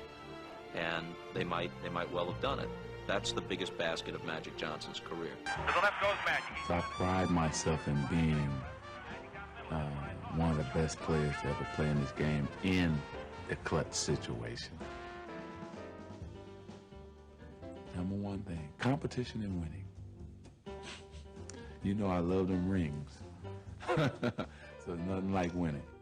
Magic was so serious and dedicated to his game. And he was a crazy, crazy competitor and a crazy man. Earvin, I think, is the smiling kid from Lansing. I think Earvin died about 25 minutes after the NCAA championship game. Earvin doesn't have the ego that Magic has. Magic got a crazy ego, and winning is everything. Magic became a legend with his 3 finals MVPs and 3 regular season MVPs. Heck, the guy won finals MVP as a rookie.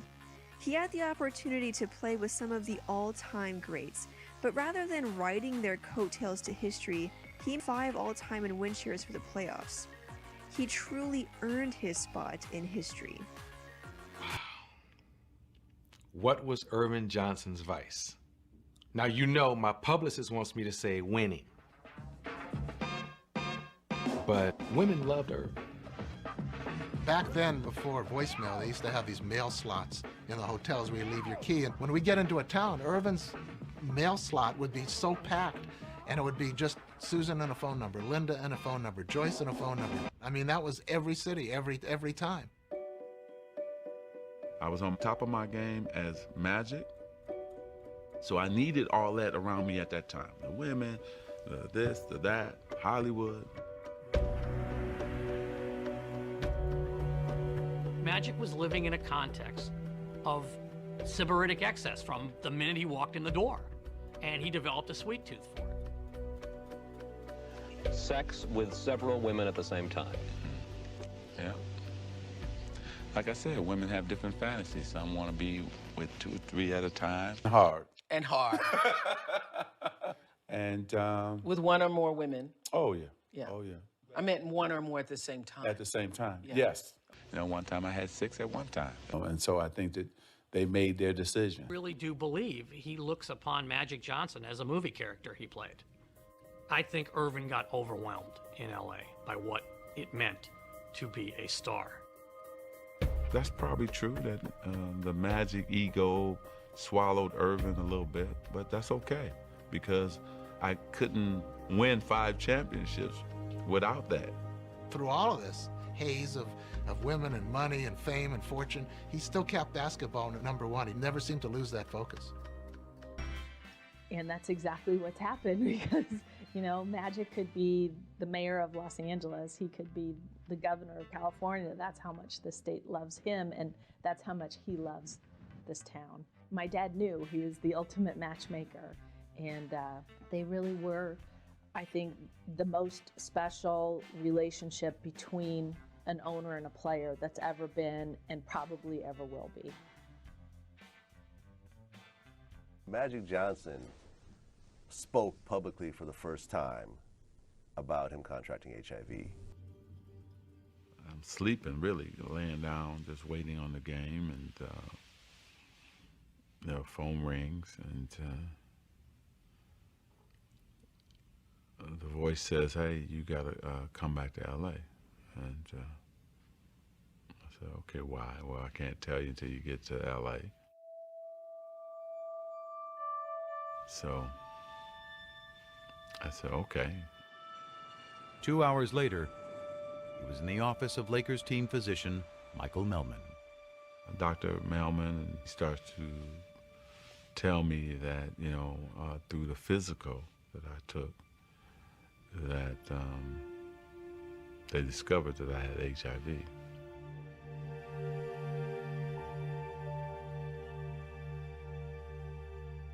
First time ever in my life, I'm such a control freak, right? Do things the right way. I'm out of control. Oh, it was everything. How is it possible? What happened? How did it happen to me? And my mind is racing, you know, and then you're just devastated. I'm thinking Earvin's gonna get skinny and die. I mean, literally, that's what I thought. Earvin's gonna get skinny and die.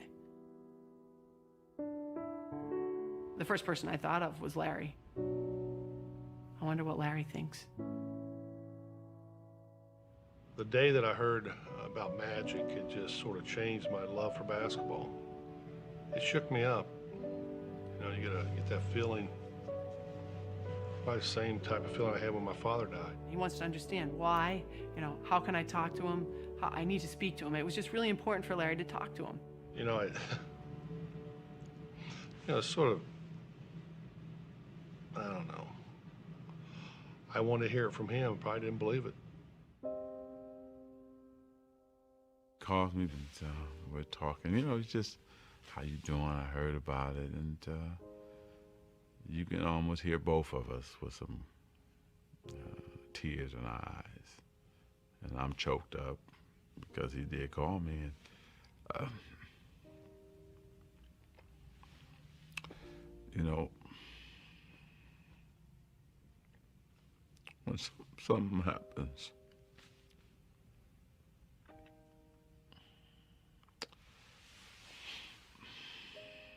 to you.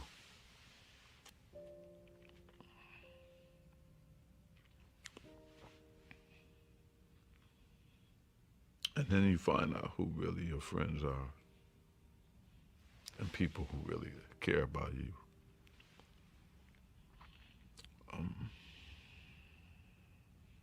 You figure all those battles,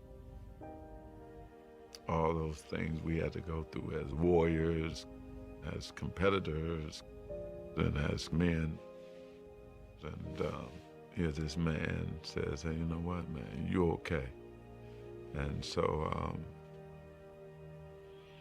that was the greatest moment for me too, you know, to have him check on me and to make sure I was okay. First of all, let me say good late afternoon. Because of the HIV virus that I have attained, I will have to retire from the Lakers. You talk about letting the air out of a balloon, having a crash landing, and there's no words to define what that meant to this franchise, what that meant to those of us that were so close to him. We do not, want to eulogize him. We want to now give him, all the love and support and prayers, and all the other people that are afflicted by this insidious disease. AIDS was synonymous with death. And I think that's immediately what everybody feared, is that Magic was going to die. Everyone was afraid for him personally. I just didn't want to see this bubbly, enthusiastic guy suddenly not be that way anymore. And that was my greatest concern for him. It wasn't the basketball part of it. At the time that Magic Johnson announced that he was HIV positive, the prevailing medical intelligence was that by this time, Magic Johnson would either be a pathetic, dying man, barely recognizable physically, or he'd already be dead. It was just like knowing someone that's got cancer. That's cancer that's run throughout their entire body. You know they're going to die. It's just a matter of time. The reporters cry. I mean, we thought this guy was in total denial. I plan on going on, living for a long time, bugging you guys like I've always have. We thought this smile was going to be wiped off his face forever, and he was going to die, but we're going to watch him die in public. I just remember in the room, he was joking, and I'm sitting there looking at him crying, and he's like, Coop, man, I'm going to be okay. I'm going to be okay. It's going to be all right. I am going to go on, I'm going to beat it, and I'm going to have fun. Sure, come on. You're going to beat this? And to him, it was a contest. Larry Bird and Magic Johnson, AIDS and Magic Johnson, he's same thing. It's just a different game, different rules, but I'm still going to win. He wasn't planning on going nowhere. Earvin was planning that day to find the right medicine, to eat right, get rest, and live forever. That's what he was planning. Thank you again, and I'll see you soon. But his Magic put up a positive public face. His nemesis, still out of sorts, shed the mask he had hidden behind for years. He was visibly like, wow, how could that happen? It really set him back. Probably the two toughest days I've had since my father passed away, and I've been very depressed and sort of been out of it. I listened to him talk in this press conference about how devastated he was, and I remember thinking to myself, goddamn, Larry found Earvin. Just out of the blue, something like that happening. It's just, I've never had, other than one other instance, and I was hoping I'd never see that again, because I remember how I felt weeks after that. And yesterday was just a sad day. And at his game that night, Bird was forced to confront pain he couldn't so easily play through. Didn't want to be there that night. First time ever. And really last. I remember we played in Atlanta. Had no feel for the game, This wasn't a good time to be out there. Never had that before. That night he threw a pass. I'll never forget, he threw a half-court pass behind his back for a layup. And if you blurred your eyes, just squinted your eyes, it looked like magic. And that was Larry saying goodbye.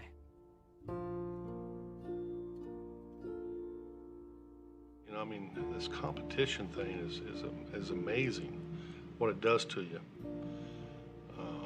what you put your body through and what you do and what you say and how you feel, and knowing that he's not there wouldn't feel right. But I think it's all them years that, you know, what's he doing? What if he's practicing this hard? I bet he shot 500 shots a day and I didn't get 500 in. It's always that mind games. Bird played through the 91-92 season, his last in the NBA, but a part of him was already gone. I didn't check the papers anymore, you know, it didn't matter. I still wanted to compete, you know,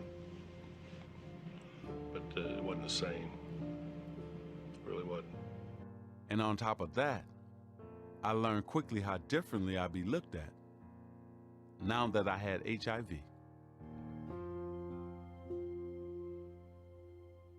With the exception of that year when he was called Tragic Johnson, because on the basketball court, things didn't shake down properly, this is the first time I'm hearing ignorance. Magic Johnson was not a hero. He admitted his lifestyle, and anybody with that kind of lifestyle really isn't a hero. Hatred. There was some of my former teammates who had their own little things that they were talking about and why this happened to me. You know anybody else that's heterosexual that got it? Come on, man. You in denial. I've been called gay, faggot, Earvin's lover. I've been called all that shit.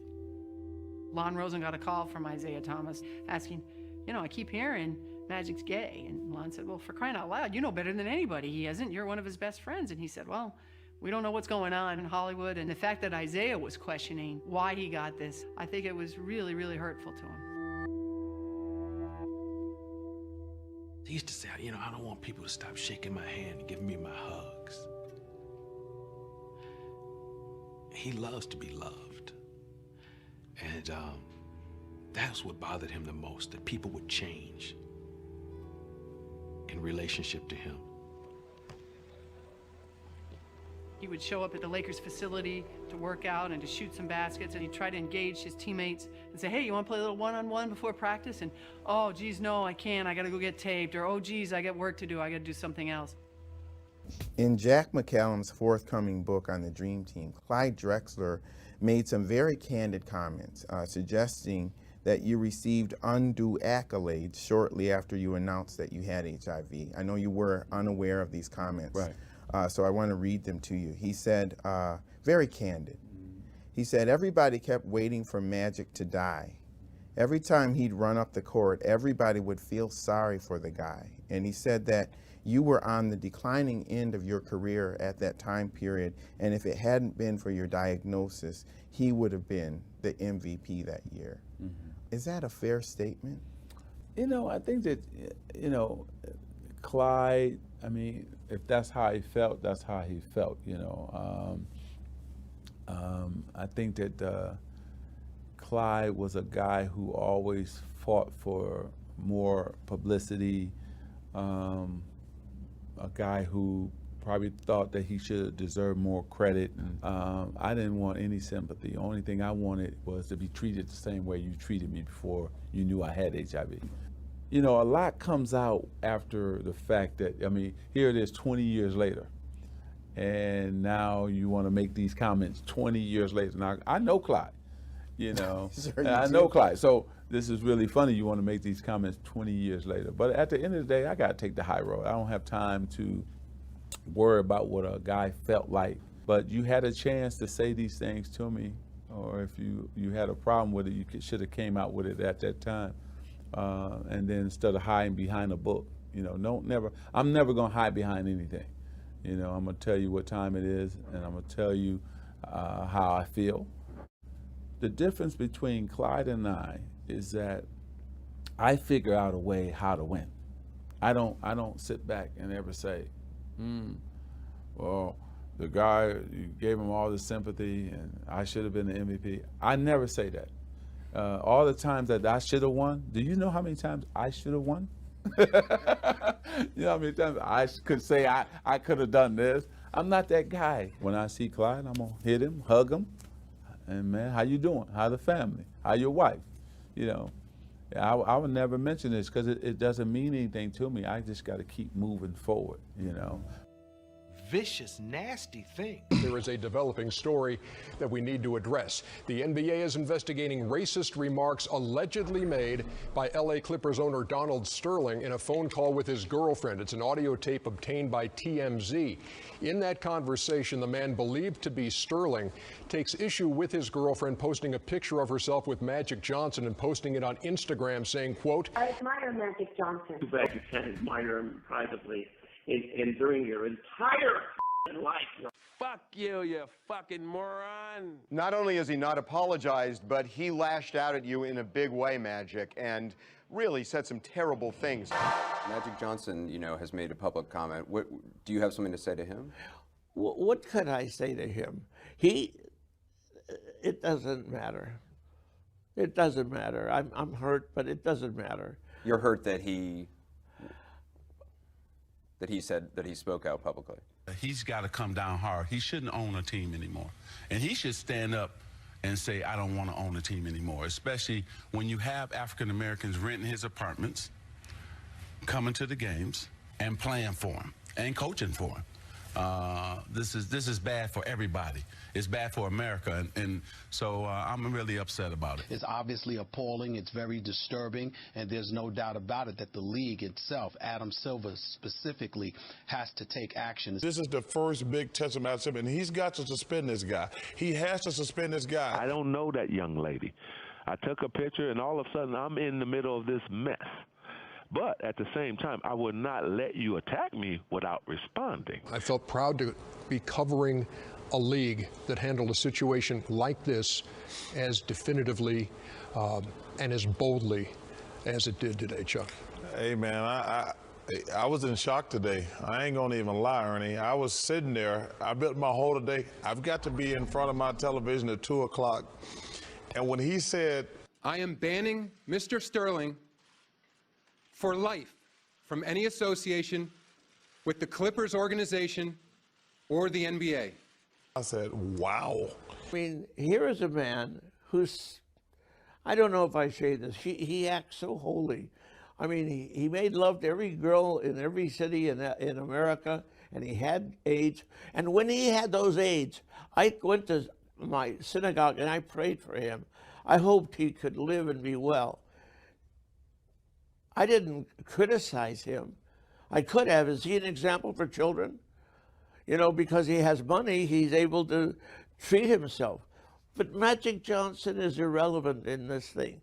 He didn't do anything harmful to anybody, and I respect him, and I admire everything that he does.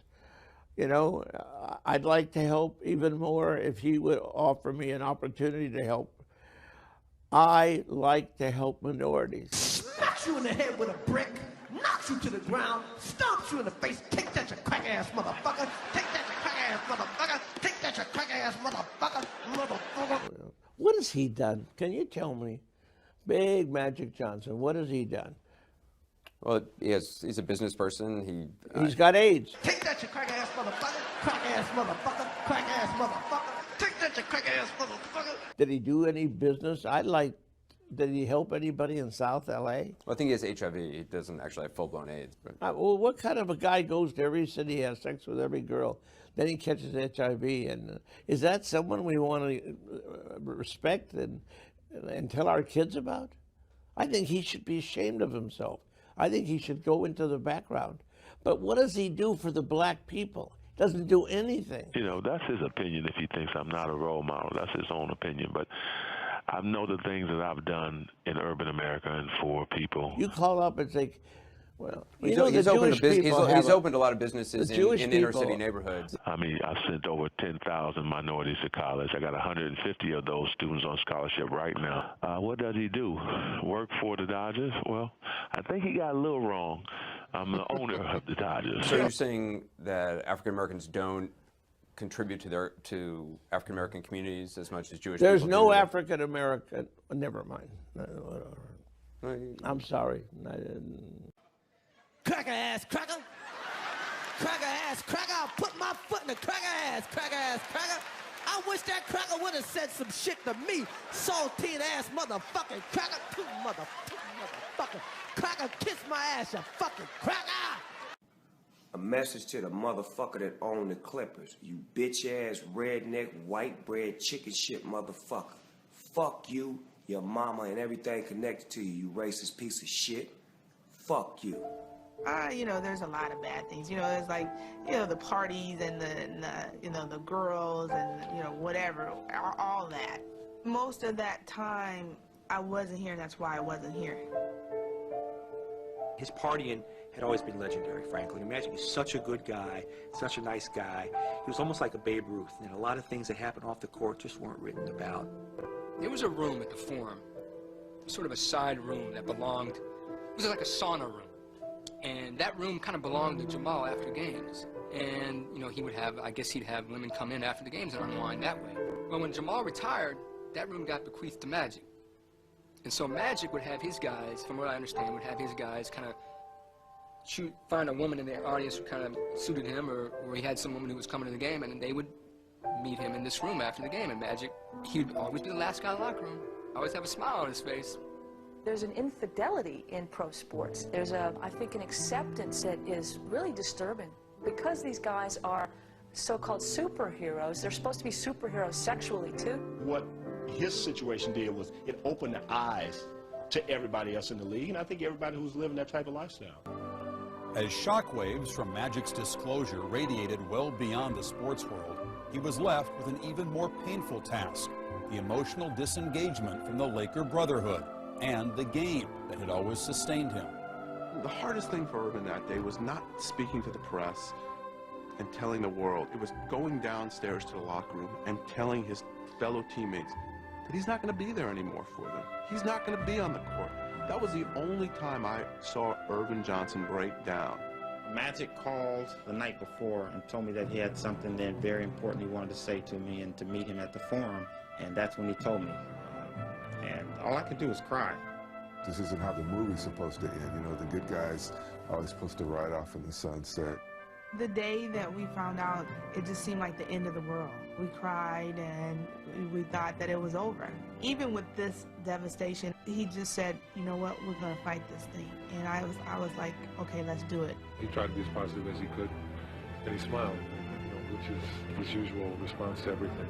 He said, I'm gonna do it the way I've always done it, which is exactly the way he handled it today, directly, honestly, and in an extraordinarily upbeat fashion, which is just magic. My father taught me strength, and that's what I am. I'm too strong. I don't worry about it, I just keep going. It was this unshakable optimism that carried a new and penetrating message about AIDS to a nation in denial. To have a man like Magic Johnson come out and say, yeah, I'm HIV positive, and watch me continue with my life, lets a lot of people realize that this is not the end of life. But civilian clothes didn't quite suit Magic. His game hadn't changed. His physical strength was uncompromised, and his will to win remained firm. 3 months after announcing he was HIV positive, he took the floor at the 1992 All-Star Game. But it wouldn't be a smooth return. There were players like Karl Malone, like Mark Price, who weren't sure that it was safe for Magic to play. They didn't know what the risks were for playing with somebody who had the HIV virus. But I think Magic Johnson overpowered that tension with his great joy, and you could see it in his face, getting out there and playing. In typical Magic fashion, he would own the day, scoring 25 points and winning the MVP. Three-pointer! Seeing everybody embrace Magic at the end of the day, I think that did a lot for people's understanding and awareness of HIV. He comforted other people and said, don't worry about me, I'm going to be fine, I'm going to deal with this. And he was still Earvin Johnson. He was not, you know, broken by this. The reaction to Magic at the All-Star Game and a gold medal performance in the Olympics that summer convinced Johnson to rejoin the Lakers the following preseason. When he wanted to come back, there were people talking about whether they could play against him. There was a great debate. If I get in collision with a guy, it don't have to be Magic. It could be Joe Smoke. But the fact of the matter is, if you got the AIDS virus, it'll be hard for me to play as hard as I'm capable of playing. And if people can't respect my decision, that's tough.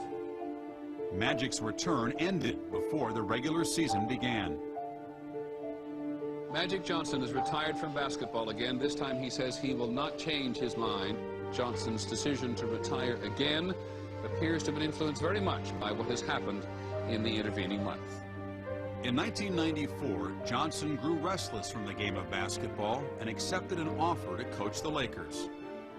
Magic went into coaching because he always felt that I think even as a player that I can change it.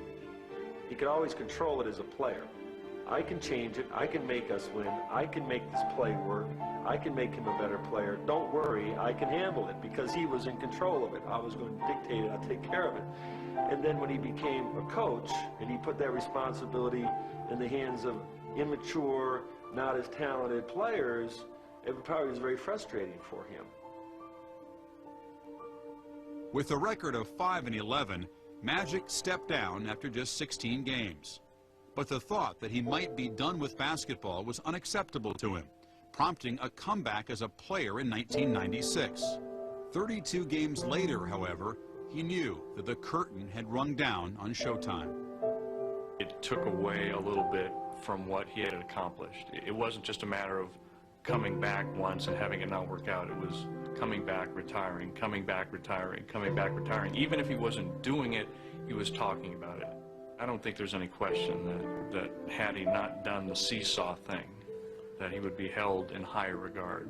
I was privileged to know Magic as a player, and I know him now, and I can make the case he was the most beloved athlete ever in any sport. We are here for a very special moment in Laker basketball history as we honor Magic Johnson.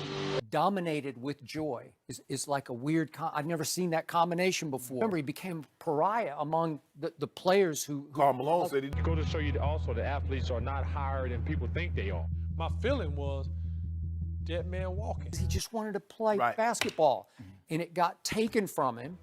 The worst thing of all of this, that I couldn't play basketball. I don't even think dealing with HIV, it was I couldn't play. The game, the surroundings was his whole world. That's his personality. When you take that away, you know, you're hurting. I knew he was hurting in a big way. This is that very moment we've been waiting for. And here it is for all to see for the first time.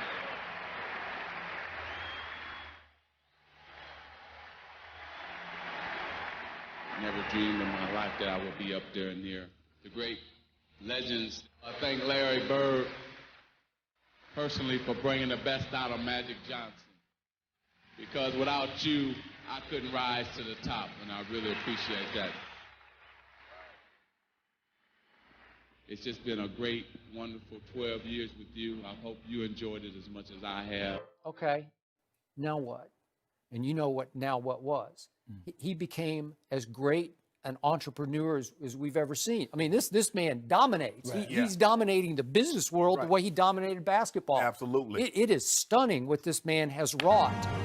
Changing venues from passing lanes to Wall Street, Magic had turned himself into a new kind of role model.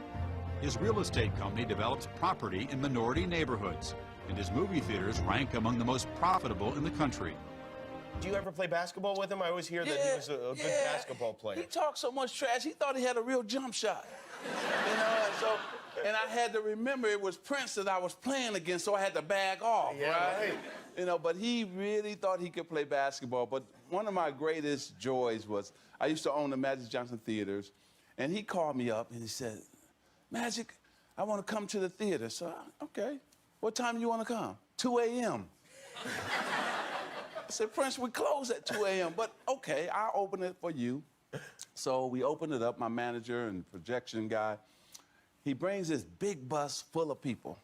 Jimmy, when they get off, they all in pajamas. Yeah, and they go to watch the movie. And he had a wonderful time. Do you remember? No, I don't remember the movie. But we let him have the theater, and he kept calling, and he kept coming back. But he was a night owl. But he was very, very intelligent, and he was a jokester all at the same time, you know, and so he's a good dude. And I toured with Michael Jackson, and I got a chance to tour with Prince. So those are the two best things I've ever done in my whole life. Yeah, right. Well, those are pretty great things to do. Now, you're an owner of not only the Dodgers, as everybody knows, you own the Los Angeles Sparks, the WNBA team. Yes. The season's starting right about now, right? we started our first game. We're 1-0, and Candace Parker's back, healthy. She's a great player, right? Yeah, she is, and she got left off the Olympic team, so she's taking that personal, and she's going to take it out on the league this year. If you and Candace went one-on-one right now, who would win that game? Jimmy, come on. You know, there hasn't nothing changed about me. If I played my daughter right now, who's 21, and we would go to 10, I would let her get to 9. And then I would crush her. I'm so used to winning, I don't know nothing else. And I knew nothing else back then. Go ahead, man. Continue. I just like watching you talk. No, that's when you talk, money comes out. So I'm just trying to catch it, man. You got it. You got bam. He hates to lose. He hates to lose at anything. They may be better players, but they'll never be better winners. And that's what my whole goal was to win. And as obviously he's had stakes in obviously the Lakers and Dodgers and the Sparks and the MLS team.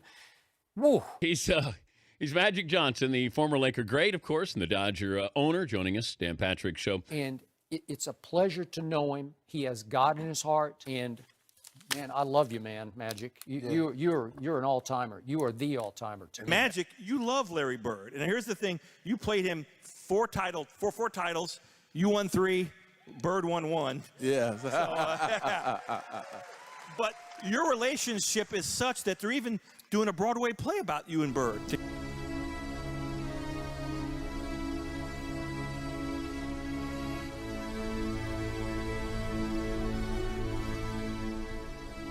Ladies and gentlemen, playing Larry Bird, Mr. Coker! And in the role of Magic Johnson, please welcome Mr. Kevin Daniels!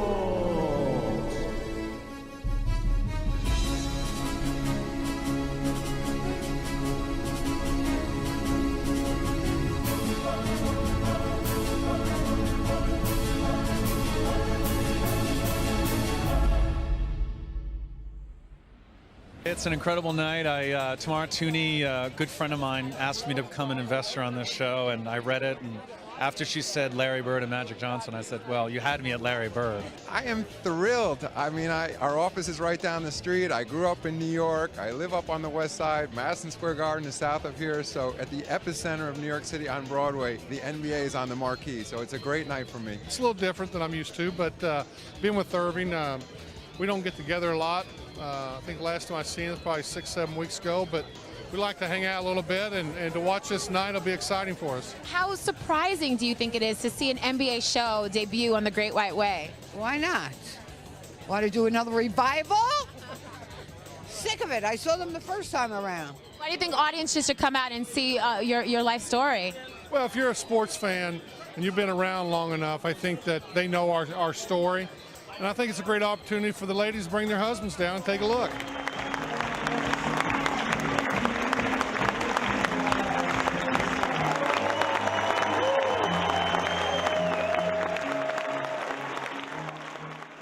More painful, when the Lakers lose or the Dodgers lose? Well, right now it had to be the Lakers because, you know, at least the Dodgers were off to a good start, 2-0. The Lakers, I think the pain is because we've never seen the Lakers lose like they're losing this season. And I think fans are still wondering what's the plan to get back to being a championship team. Well, that just, I don't know what that plan is. And every time I look at it, you may be as frustrated as anybody else. But what do you think is that grand plan here that brings the Lakers back? How would you like Magic brought back? In what capacity? I would like him to have complete control of basketball operations. Wow. And here is why. Because I know this much. If you are 2-15, Magic ain't having it. Something gonna happen. You understand? I don't know what he gonna do. Something gonna happen. Somebody might get kidnapped. Somebody might have an accident. There's a mid-level exception, a veteran. He's gonna do something. And I promise you, Magic Johnson would do this. He'd have a press conference just to tell Laker fans, don't you worry. This is a momentary lapse. This will not last. Oh, we ain't having this. Laker Nation, I have a message for you. Happy days are here again. A new day, a new era of Laker basketball. We welcome in Governor and President Jeannie Buss, Head of Basketball Operations, Earvin Magic Johnson. Thank you for being here. What can you share with us that led you to this point? Well, first of all, I think that coming back just to the organization that I love, the Lakers, and then I've known this woman who has been put in charge by her father, Jeannie Buss, and when we sat down for dinner and she asked me to come back, I think the timing was right. Re-energize everybody that works for the Laker organization and make sure our fans understand that, you know, we're here to win. Jeannie has always dedicated her life to winning and to making sure that the Laker fans are happy with the product that's on the floor. Jeannie, how hard was this for you on a personal level, because it involves your brother Jim and Mitch, who you've known for most of your life? This was a very difficult decision. It was probably so hard for me to make that I probably waited too long. And for that, I apologize to Laker fans. But now with clarity and direction, and after talking with Earvin, really knowing that a change was needed, and that's why we're here today. You mentioned waiting some time. Is that because you wanted to give Jim his 3 to 4 year timeline in almost its entirety? I wanted, you know, for the current front office to have their opportunity to show us what Laker basketball was going to be. And it just wasn't going in a direction that was satisfactory for what this organization stands for. In Magic, over the last couple of weeks, what did you learn about where the organization was headed, where you knew you wanted to get in there and start to make things happen? Well, it really wasn't about the last couple of weeks. It's been about the years, right? And I think, first of all, I wanted to work side by side with Jeannie. And I think that if it was probably any other situation, I probably wouldn't have, you know, left my business aside, left my business to concentrate fully 150% on Laker business. But because of her leadership, and I know she wants to win so bad, that I decided, hey, I want to work side by side with her. This is an exciting time. I told my wife, Cookie, I said, I can't believe it. It's 1979, I get picked by the Lakers. I jumped and screamed. I said, I can't believe I'm getting ready to play with Kareem Abdul-Jabbar, right? And then I get off the plane, and here's Dr. Buss, Jeannie's dad, sitting there waiting on me, and we hit it off, and thank God he took me in like I was his son, and we were brought up together, brothers and sisters, and then he said, okay, if you can write a check, I'm going to let you be owner. So I said, okay, here's the check, Dr. Buss. And he allowed me to be owner when he didn't have to. And then I was there. Jeannie called me and said, you know, my dad want to see you. And she thought it was that time. And I stayed in that room for hours, and we laughed as he, in his final days. And then for her to say, Earvin, I want to entrust you. I believe in you. I'm going to put this franchise in your hands, right, to make basketball decisions, has been unbelievable. And so I thank you, and I thank you guys, because this is like, if you could draw up your dream job, right, what would it be? This would be it. Magic started off with a big hug and a big kiss. What's up? What's up? I hope you can feel it through the screen. I can. What's up? What's up, Isaiah? I am good, man. I am really so happy for you, and I can't tell you, you know, just how many times that I've thought about, you know, how much you really love the Lakers. And I remember, you know, seeing you cry on the floor, you know, after losing in Boston and, you know, winning in the finals and everything else. And just, you know, it's hard to really describe to people how much you care and love the Los Angeles Lakers. And I'm truly happy for you. In September of 2002, Johnson was inducted into the Basketball Hall of Fame after a unanimous vote. Sharing the day was the player against whom he was measured from college days forward. Together, they invested the ceremony with a special light. I was going to write up a big speech, but I wanted to talk from my heart. But I said, damn, he broke my heart so many times, do I have anything left? But I've always said that if you put Michael Jordan's name in a hat, Magic Johnson's name in a hat, and you picked out one of them, you wouldn't be disappointed at all. I have to thank God because 11 years ago, I didn't know if I would be here to accept this award. Larry, the biggest reason that I'm here is because of you making me go to that gym every summer. Not only staying for 4 hours, but I figured I better stay for 6 because I knew you were there about 5 or 6 yourself. Larry, you just what a basketball player should be.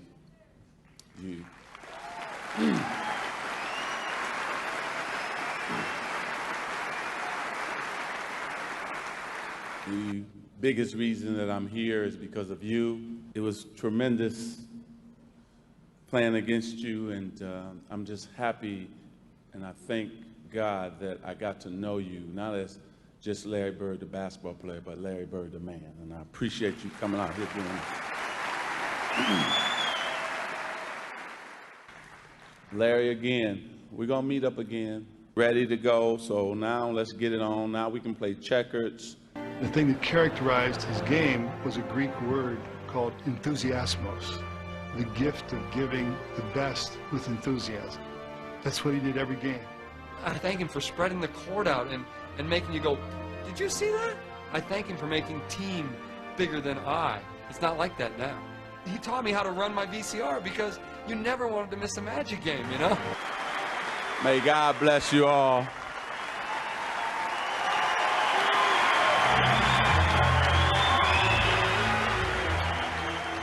Of all the nicknames, probably as good as in is Magic Johnson. Magic is exactly what he was.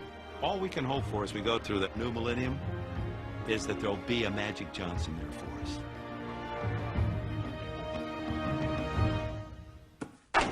Nothing but net.